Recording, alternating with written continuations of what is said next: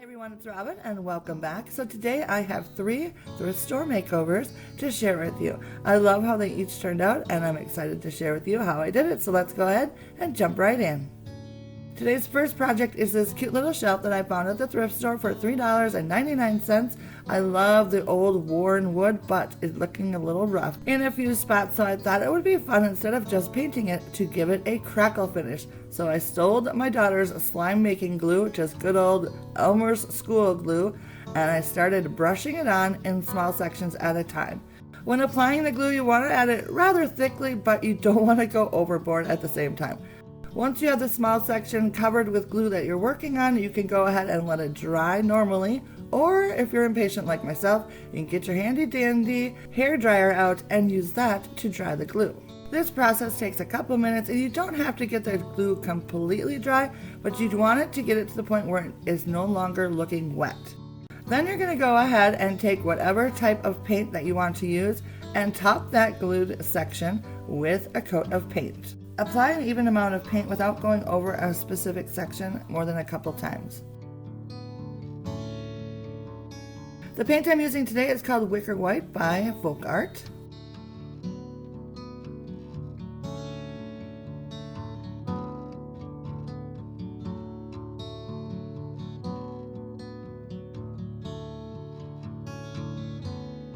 Once the area is covered with paint, take out your blow dryer again and dry the paint, and you will see the crackle just start emerging. It is so much fun.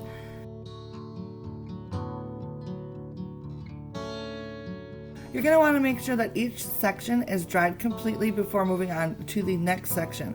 So I just went ahead adding the glue in sections and then drying it, and then adding the paint and then drying it, and before you know it, my shelf was done. It is amazing what you can do with a little bit of paint and glue. It gives this great crackled finish that I absolutely love.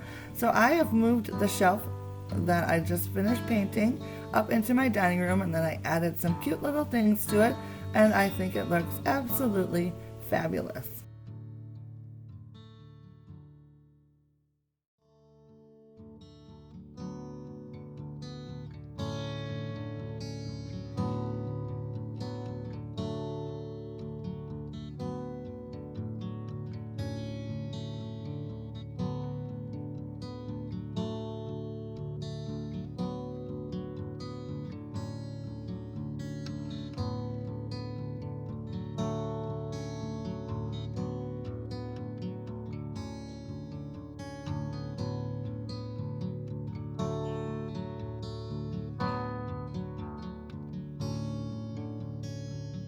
For today's second project, I'll be using this cow tag that I picked up at an occasional sale for $5 to embellish some homemade decor beads.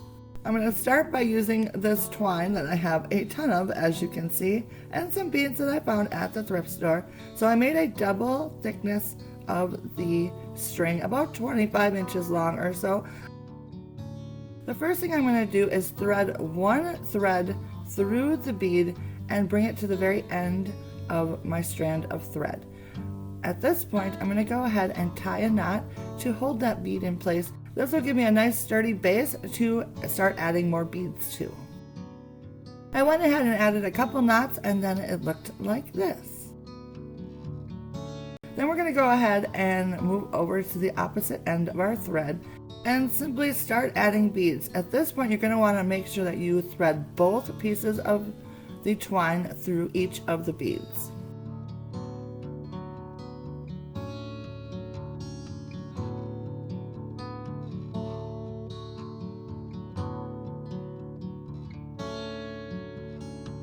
Once you have a few beads on the thread, you can move it on down to the bottom, then make your way back up to the start of the thread and continue to add more beads.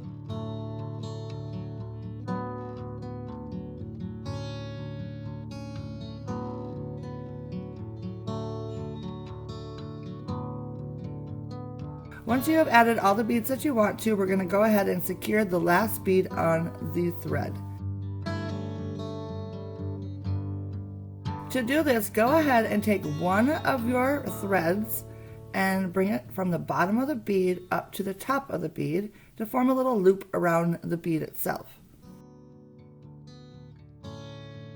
Then go ahead and make sure that you pull the beads nice and tight. It should look a little like this.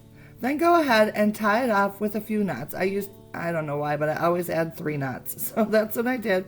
And then when we're done with that, we're gonna leave the tail on the end of the string, and that is what we're gonna attach our tassel with. To make the tassel, get yourself a piece of cardboard. Mine's about 4 inches long. Line the thread up with the bottom of the cardboard and hold that in place with your thumb, and then simply start wrapping the thread around the cardboard.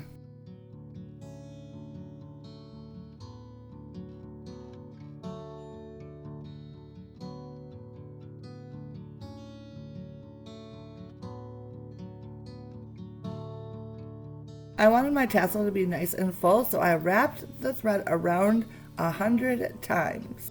When I was done wrapping, I cut the thread off at the bottom of my tassel. Then I went ahead and grabbed my beads, and using one of the strings from the tail that I left from before, I threaded it through the bottom of the tassel and then held that in place while I very carefully and somewhat awkwardly removed the cardboard from the loop of thread that I had made. Then you're going to want to hold that kind of in place and then go ahead and tie a few knots, and this will attach your tassel to your beads.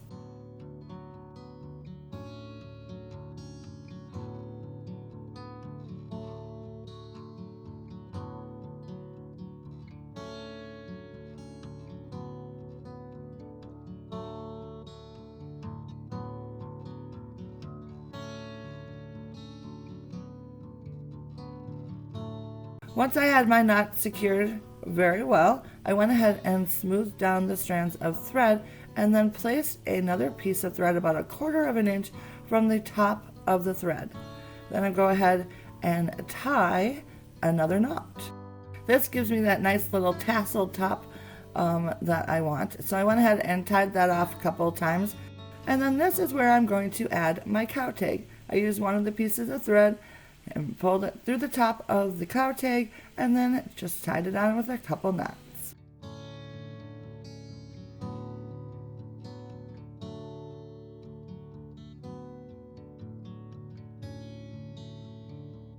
And then made sure that all of the thread was laying nicely, and then I took my scissors and cut along the width of the threads to form the bottom of my tassel.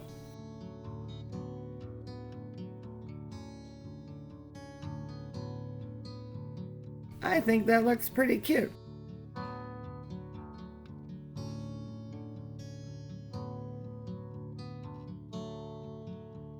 But of course, I would love to add another tassel to the other end of my beads. So I took a piece of thread, threaded it from the bottom of the bead up to the top of the bead, and then tied that securely with a few knots.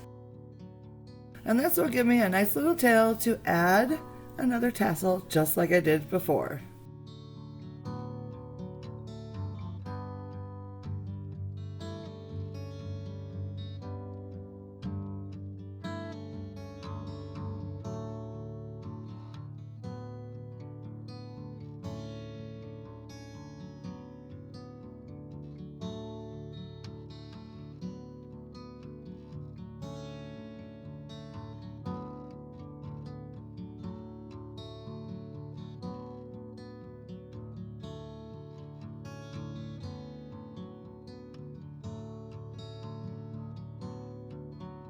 Once I have both tassels attached, I like to lay them out next to each other to make sure that they're about the same length. If one is a little longer or looks a little shaggy, I'll give it a little haircut. And with that, my project is complete. I'm using them up in my dining room right now. I just have them like draped over the edge of a basket. I think it looks so adorable.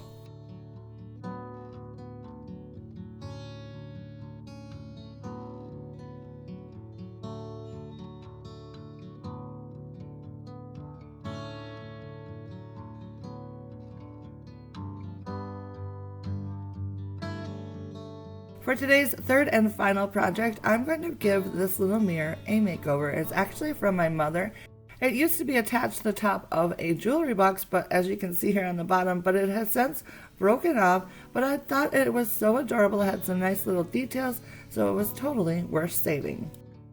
So the first thing I did was cover the mirror itself with some painter's tape to protect the mirror as I worked on it. What I wanted to do was remove all of the old finish. So I took out some medium grade sandpaper and just started sanding it all off. Then once I had most of it off, I went back in with a fine grit sandpaper and sanded the rest of it off.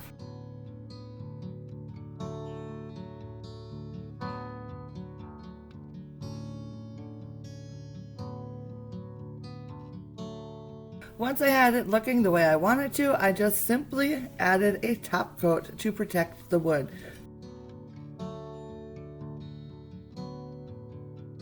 I'm using my favorite top coat by Deco Arts. It's Duraclear Ultra Matte, and I love this stuff.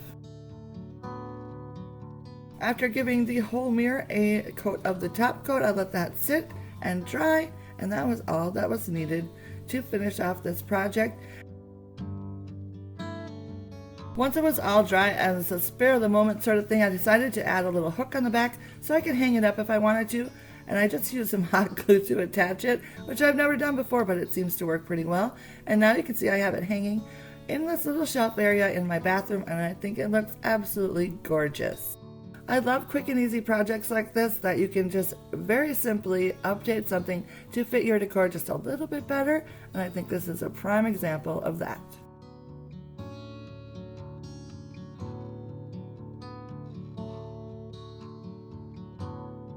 So my friends, that is going to be it for me today. I hope you enjoyed today's projects. I had a lot of fun working on them, and I think they all turned out very nice.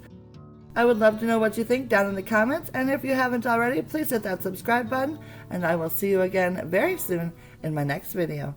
Bye now.